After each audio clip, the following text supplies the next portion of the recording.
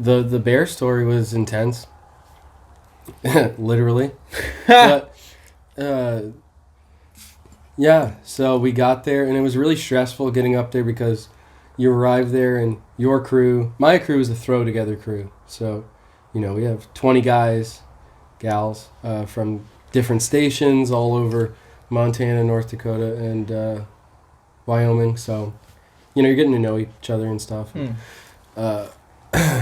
go up there on a plane from Montana, and it only stopped once in Seattle very briefly to fuel back up, and then basically we were off again. So we were in the plane for, I don't even know. It honestly felt like 11 or 12 hours. It was long. It was probably like 9. But it just felt like the longest time. And everybody's really... What kind of plane? Like a little puddle jumper? No, this was a bigger plane. Smaller than your commercial jets, but, just a tiny bit smaller commercial jet, really. Gotcha. And, we're all really stressed out because... Or not necessarily stressed out, but we're all nervous because that these fires are massive in Alaska and there's ones popping off every day. So you don't know where you're going to go. You don't know who you're going to be with. You don't know what the situation is going to be. So, there's some adrenaline going. And we got to the base in Fairbanks where everybody was kind of stationed at the beginning before they get their assignment. And we were there for like 4 days. Most people that were just established crews, they get a little bit easier time because they kind of know what's going on and they know what to expect because they've been there before. Gotcha. So it's like they get their assignment rather quickly, especially if they're a hotshot crew or something like that.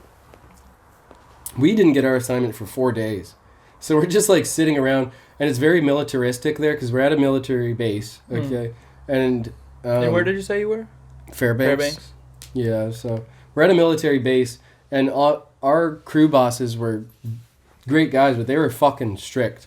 So they wanted us at, breakfast at, 20 minutes before everybody else.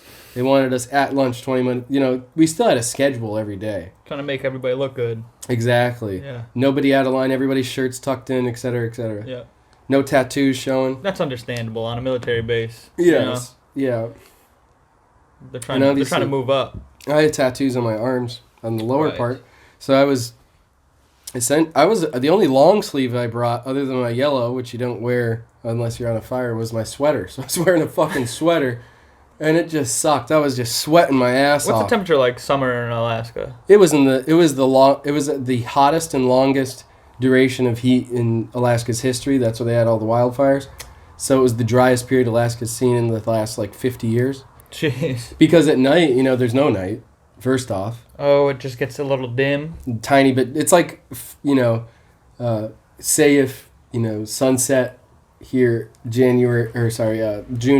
21st was 8 o'clock. It was kind of like it was permanently 7 o'clock for the nighttime. Weird. So it wasn't really, it was just a little dimmer. Yeah. But it was still hot as fuck. Anyways, we get our assignment eventually. 4 days in, and everybody's their adrenaline's pumped because everybody's coming in and out, and there's national incident management teams, there's the media, and you're just like, what the fuck? And we finally got our assignment, and we went to one of the most remote parts of Alaska that you could possibly go to. We had a plane pick us up, a little puddle jumper, and we stopped in some remote village in Alaska, and then we got on another tiny little plane.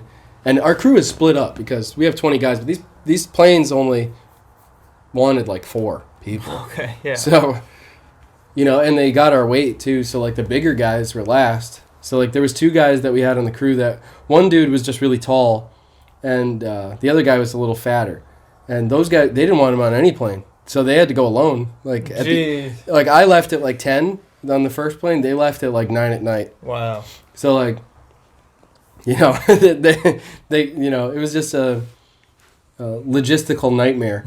And by the time we actually got to our town, that was 40 or so miles from the fire we were going to, the people in that town, or rather the village, the Inuit village, were really, really on edge. They were not really, they were helping us out and stuff, but it was wartime almost. They were taking our bags and shit and, bringing us down to this little area where all the firefighters were, trying to get their things in order. And, you could tell that they thought all of their property might be gone. Yeah, if because, it's not from the fire, now there's 100 white people running around here. Well, we had a diverse crew. Okay. But a lot of Native Americans from the Bureau of Indian Affairs fire crews we had on our crew. There are a lot of Blackfeet Indians. And anyways, we get there and then we go to Beaver, Alaska.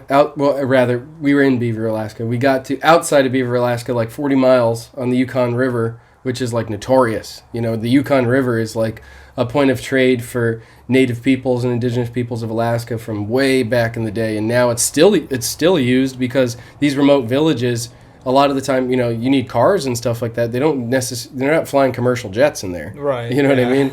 So it's like they use it as a major route through the mainland of Alaska and then down through Canada for goods. And it's notoriously just like horrible waters and like intense? Yeah, it's just like crap, and it's a big river and it's unpredictable. We were supposed to have 2 boats there stationed from the BLM, the Bureau of Land Management government. They were going to have 2 boats for us there. Obviously, with a reliable boat operator, most likely. We didn't get that. They didn't show up, so we needed to leave anyways. So these native guys in the town were like, "Hey, fuck it, we'll take you, on a little shitty little boat we got. Man. We can only take like 3 people at a time, but we'll go down and back and down and back." And we were like, "Fuck it." My crew boss was like, "Let's get us there." We got in these little boats, and this guy was arcing the solenoid. So it had a motor. Yeah, it had a motor, but he was arcing the solenoid. He was essentially starting it with a screwdriver. So I'm like, are we going to get stuck in the middle of the fucking Yukon River with this guy who we have known nothing about with a fucking huge rifle on his back? He just looks rough. Like, this guy looked rough as fuck. That would have given me more confidence in him, probably. Oh, no, maybe, yeah. But the boat didn't give me much confidence. Yeah, okay. To where we were going to get where we needed to go. And we ended up getting there at 10 or so at night, everybody together. And like, okay, we can't go to sleep yet because we need to set up camp. We need to have a shitter, and we need to dig a hole and we need to make it at least comfortable for the next 21 days. And we need to get shit in order. And he was basically like, we start work tomorrow at 7. So we're going to be working tonight. It's 10. And he was like, I'm going to give you guys till 3:30 and you better have everything done. Holy fuck.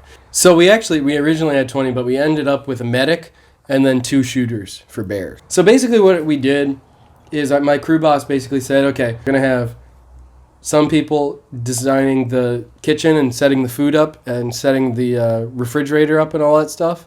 We're going to have some people setting up the bathroom and making sure that it's comfortable for men and women and sanitary, and all of our stuff is set up there and we don't have to move it for 21 days.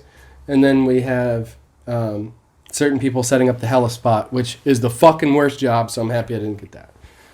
But yeah, I got sent on the bathroom duty, so we dug a hole, we made a throne, a makeshift throne. It actually was pretty decent, but it took forever. It took longer than you would have liked. Yeah, 4 at night because we built a men's and a woman. Oh, okay. And we did that, and I'm finally like, okay, I can get my sleep. We're here in Alaska. There's a 4,000-acre wildfire that's encroaching on a wildfire that's like hundreds of thousands of acres, and both of those fires are dangerously close to where we're at. And our assignment is to protect the structures and this tiny little this tiny little indigenous deal there. I don't know if it was a hunting camp or it was whatever it was vitally important. Yeah. To them. Our assignment was to, build a fire break around it, and that was not easy. This shit was huge. It was pretty big.